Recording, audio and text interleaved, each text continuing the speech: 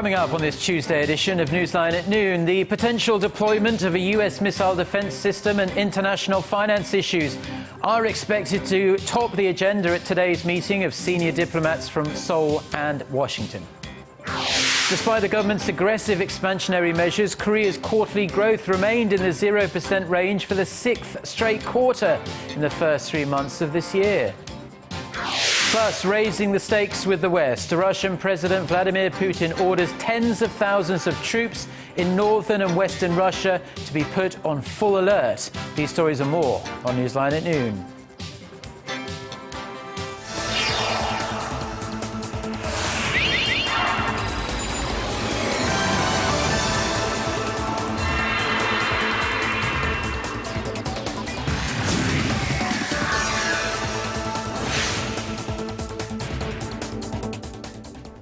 It's noon Tuesday, March 17th here in Korea. Thanks for tuning in. Live from Seoul, I'm Eoh Jin-joo. It's very good to have you with us. I'm Mark Broome. Our top story this afternoon is about South Korea's crunch talks with two of its closest partners, China and the United States. Seoul Foreign Ministry official held talks with China's Deputy Foreign Minister on Monday, and today is the turn of U.S. Assistant Secretary of State for East Asian and Pacific Affairs, Daniel Russell. For a wrap-up of Seoul's latest diplomatic moves, here's Hwang Sang-yi.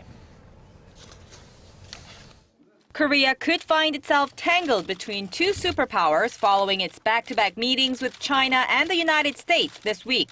The touchy subjects topping the agenda are the possible deployment of the Washington-led THAAD missile defense system in South Korea and Seoul's participation in China's Asian Infrastructure Investment Bank.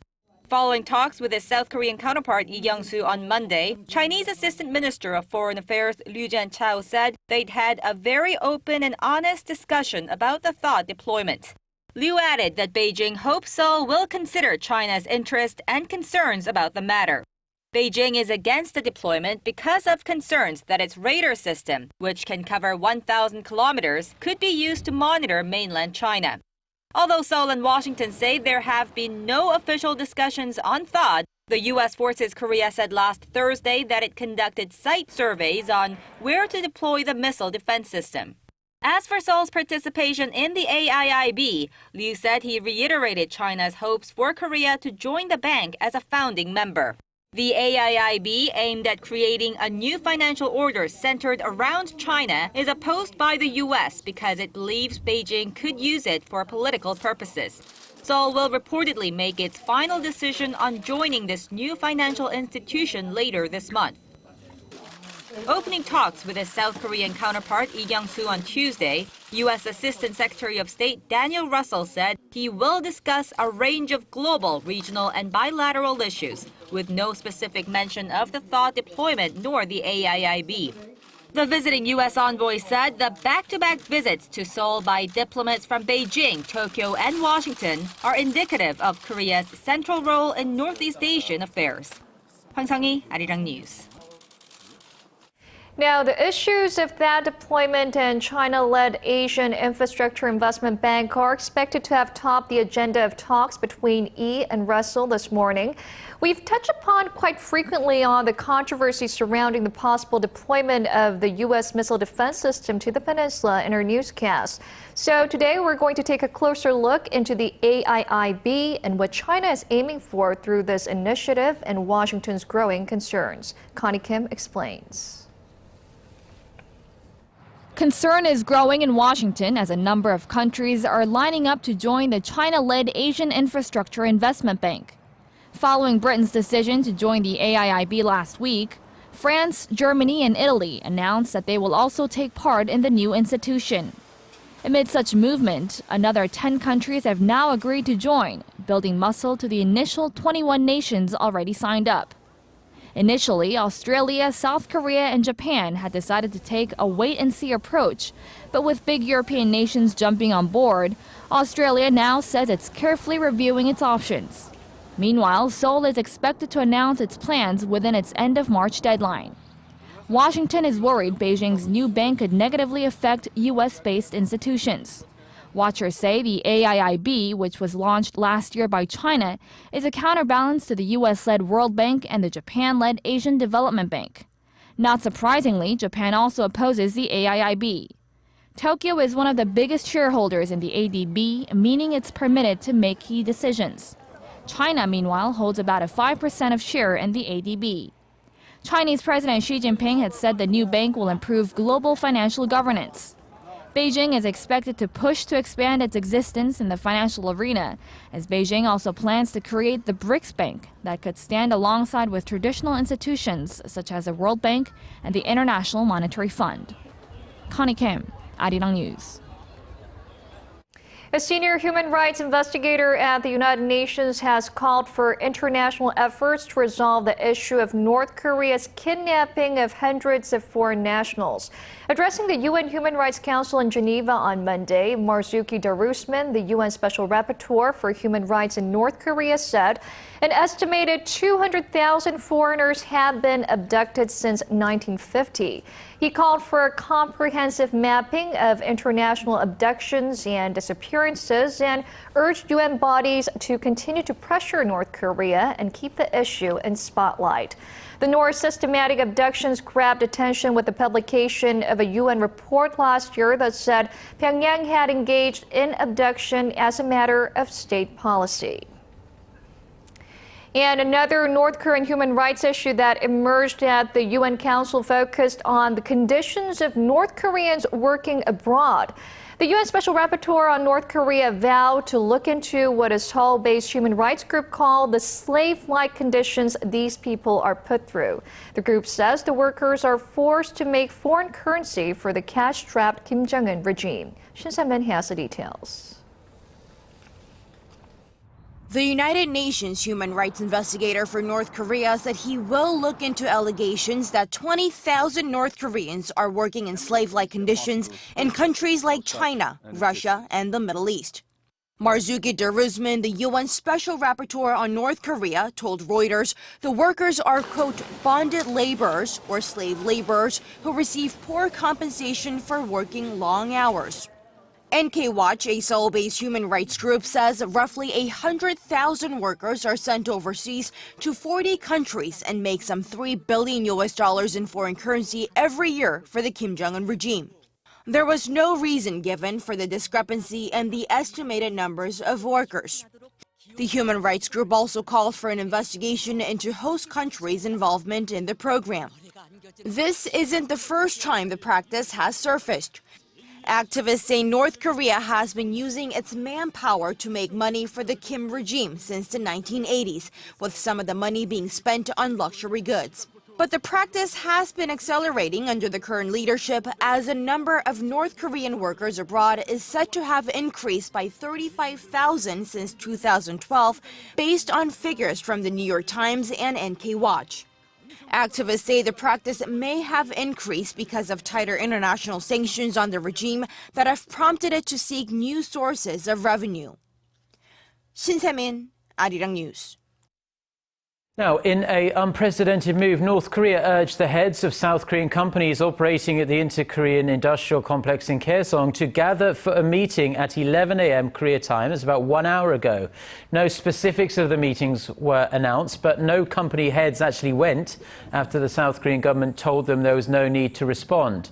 Instead, Seoul has scheduled a separate meeting this afternoon with the leaders of the 124 firms at the complex to discuss possible countermeasures. Now, experts believe the meeting was Pyongyang's way of pressuring the South Korean companies to go along with its unilateral decision to raise wages for its workers from a little over $70 a month to $74 and revise labor regulations. Korea and Japan have agreed to press ahead with efforts to resolve the issue of Tokyo's wartime sexual enslavement of Korean women. Korea's chief delegate, Lee Sang-dok, and his Japanese counterpart, Junichi Ihara, met in Seoul on Monday for a seventh round of talks on the highly emotive issue for Koreans. Seoul's foreign ministry says the discussions were frank and meaningful, and that both sides believe the issue should be solved this year. Korea wants Japan to take sincere steps to compensate the aging victims, but Tokyo insists still that the matter was settled through a bilateral treaty signed some 50 years ago in 1965. Seoul also called on Tokyo to take cautious action over issues that could raise tensions between the two countries, including Japanese Prime Minister Shinzo Abe's upcoming statement. Now, apparently bowing to pressure from the Korean government, the US State Department has changed a map of Korea on its website to include a reference to Korea's easternmost Dokdo Island. The rocky outcroppings had not been marked on the Korea map of the State Department's US passports and international travel section, but had been shown as the Liankou rocks on Japan's. Now, Tokyo has long made false territorial claims to Korea's Dokdo Island, and Seoul's foreign ministry protested to Washington that the island's omission from the Korea map incorrectly gave the impression it belongs to Japan. Both the State Department's Korea and Japan maps, however, continue to use Sea of Japan for the body of water between the two countries. Seoul has been pushing hard for Washington to use the Korean name East Sea as well.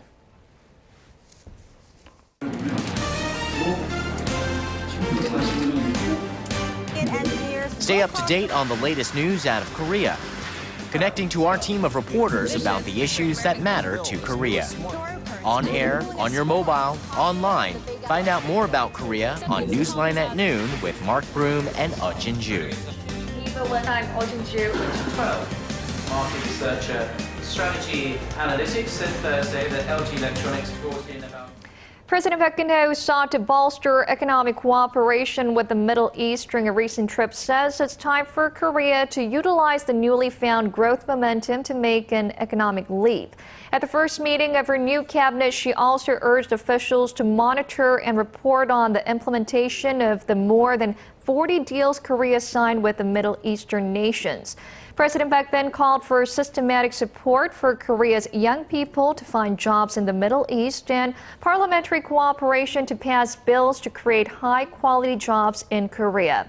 Staying with economic recovery, the president said corruption in Korean society must also be eradicated. She then asked the prime minister to push ahead with his crackdown on corruption for the benefit of the Korean people and future growth. Now, the growth forecast for the Korean economy seems to be dimming with each and every report that's coming out, with domestic consumption not recovering and indicators all pointing to a slowing economy. Korea is likely to log a sixth consecutive quarter of 0% range growth in the first 3 months of this year. Song Ji-san reports. It's barely managing to hover above zero. The Korean economy is likely to log another 0% range growth for a sixth straight quarter, inching closer to a 9-quarter record logged between 2011 and 2013.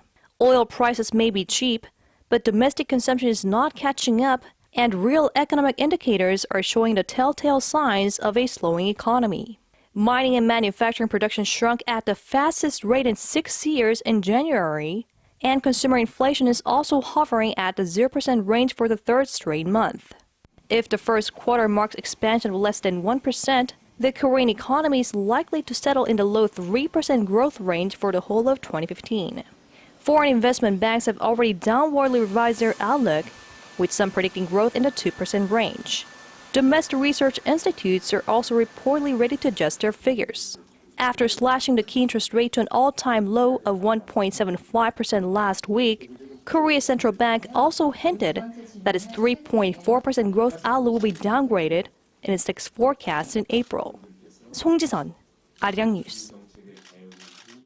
Korea has opened its 7th innovation center, this time in the southeastern port city of Busan. As part of President Park's creative economy drive, the government hopes to transform Busan's manufacturing-centered economy into a service-led growth engine of the future. Choi Sun has this report. In cooperation with retail giant Lotte Group, Korea's latest innovation center in Busan will set up a $200 million fund to foster personnel and support startups in distribution, film, and the Internet of Things.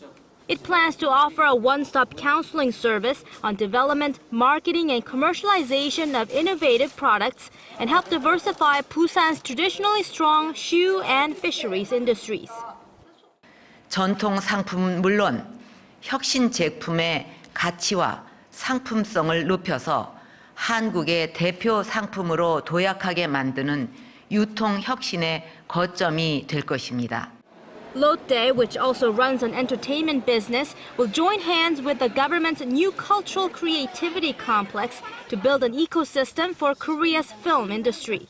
In line with the government's goal to establish a global Internet of Things hub by 2019, the Busan Center will test potential commercialization of related technologies and nurture startups that integrate the technologies in the safety and tourism sectors.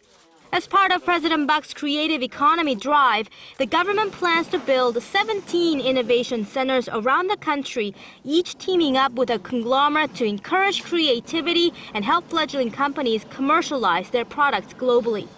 The success of these centers is linked to how smoothly conglomerates and SMEs will cooperate, how much of an initiative they will take, and their intent to participate. Placing a greater emphasis on the conglomerate's willingness to generate output, experts say that in order for the Park administration's innovation initiatives to bear fruit, succeeding administrations will have to continue to support these centers and their projects. Choi Yu-sun, Arirang News. Now, there's a common perception in Korea that senior citizens are not that well off for the majority of them and are dependent on their children for financial support after they retire. But a large number of Koreans in their 50s and 60s have actually become one of society's major consumer groups, and they're willing to open up their wallets to enjoy a better quality of life. Kim Min-ji reports.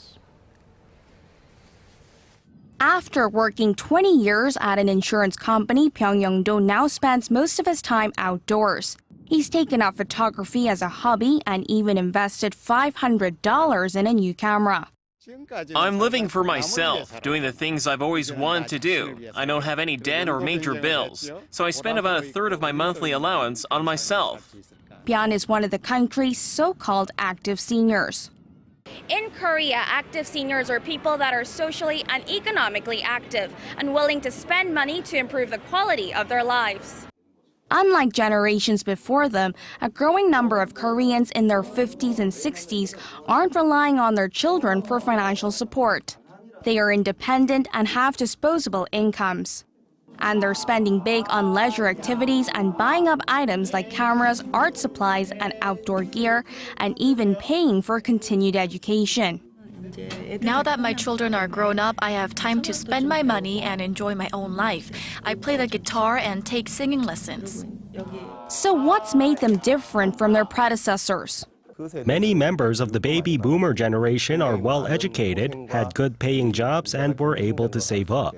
They were the main consumers during Korea's industrialization period and have more interest in leisure, fashion, and health than seniors of the past. Data shows consumers aged 50 to 64 spent $40 billion in 2010, and in 5 years, their buying power is expected to triple. Experts say this comes as more than 80% of them return to the job market after retirement to pursue the work they were passionate about when they were younger. Kim Min-ji, Arirang News. Now, with by-elections coming up next month and general elections slated for next year, Korea's rival parties are getting creative with social and digital media to draw in young voters. Kwon So-ah has this report. As Korea's rival parties gear up for April's by-elections, they are trying to win the hearts of young voters through more novel campaign methods than the usual posters and leaflets. This teaser shows a young unemployed man complaining about a situation when suddenly the ruling Saenuri Party's chairman appears in front of him. Are you all right? I surprised you, right?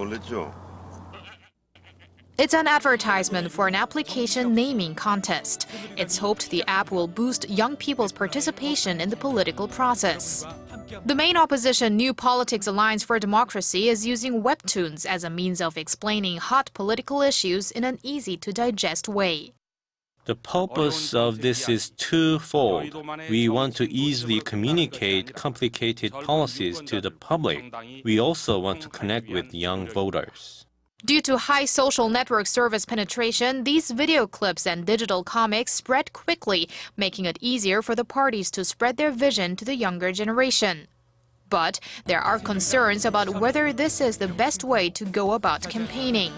When young people look at content on SNS or webtoons, they simply enjoy it and they don't take it that seriously. That's why there needs to be a more thorough understanding of cultural phenomena and young people's opinions, especially when the subject matter is so heavy and important.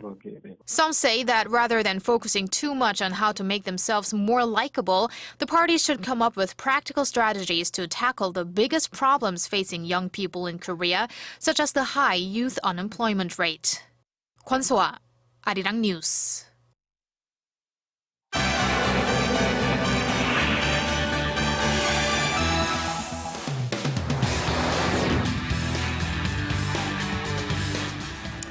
Time now for a look through the global headlines. We're following this Tuesday lunchtime in Seoul. For that, we connect to Eunice Kim at the News Center. Eunice, after taking an unprecedented 11-day break from the public eye, Russian President Vladimir Putin is back and he is brimming with his trademark bravado. Yeah, that's right, Jin-joo. Not only did he dismiss those rumors that had been swirling in his stretch of unexplained absence that he was critically ill or even deposed as simple gossip, but he also ordered a significant show of force. Russia's Northern Fleet in the Arctic launched military drills of full combat readiness, moving to action some 40,000 troops as well as dozens of warships, submarines, and warplanes. Russia's defense minister told local media the snap inspections, which will run for 5 days this week, come amid new security threats. This, of course, comes amid worsening relations with the West and military drills in neighboring country and NATO member Norway. Meanwhile, the European Union reiterated on Monday that it would stick to its policy of not legitimizing what it called Russia's illegal takeover of Crimea. The EU also voiced concern over a military buildup and a worsening human rights situation in that contested peninsula. Prime Minister Shinzo Abe says Japan is ready to take on a more prominent role at the United Nations, that is, as permanent member at its Security Council. At a symposium to mark the 70th anniversary of the world body in Tokyo, Prime Minister Abe said Japan was built on deep regret over the past war, without clarifying who that message was intended for. He went on to underline Japan's years of contributions to the United Nations and as a peace-loving nation to the world. He did not respond to earlier remarks in the program by UN Chief Ban Ki-moon, who urged the leaders of Japan, China, and Korea to push harder for reconciliation over past wartime disagreements, calling it the missing link for peace and stability in Northeast Asia. In a separate interview with broadcaster NHK, Pan called on Japanese leaders to adopt a broader future-oriented vision to resolve historical matters at the earliest date to pave the way for the region's leading role in the 21st century. The president of Vanuatu is appealing for immediate international help after a monster cyclone ravaged his South Pacific island nation over the weekend. Aid teams are beginning to stream in as the devastation is just starting to be assessed. The National Disaster Management Office said it confirmed 24 people were killed by Tropical Cyclone Pam, adding that figure could rise as communication was still being restored with remote islands of the vast archipelago. Cyclone Pam brought winds of more than 300 kilometers per hour, wreaking havoc in the poor island nation, washing away roads and bridges, smashing buildings, and displacing at least some 3,300 people.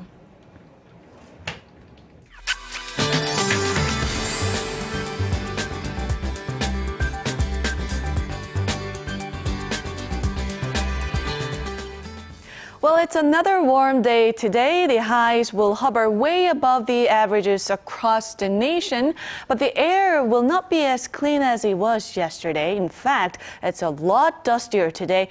Most parts of the country have high levels of ultra-fine dust particles, and the levels in Seoul has reached unhealthy levels since last night. In fact, fine dust advisory has been issued in many parts, including the capital, so try to stay indoors and and drink lots of water. And on that note, here are the readings for today. The daytime high here in the capital will rise to 16, and Daegu and Gwangju will peak at 23. Busan will top out at 19 this afternoon. And as for the other regions, Jeju Island and Daejeon should see a high of 18 and 20, and Dokdo rises to 17. Now we'll have some much needed rain nationwide tomorrow, and hopefully it will wash away all the dust and relieve the dryness in the air. The rainfall in the southern provinces will be somewhat heavy, but the capital region will see light precipitation of between 5 to 10 millimeters. Well, that's all for me today. Let's send it back to Mark and Jin-joo in the studio. Thank you, Xian, for the weather update. And that brings us to the end of this edition of Newsline at Noon. Yes, Jin-joo and I will be back at the same time on Wednesday. So until then, goodbye.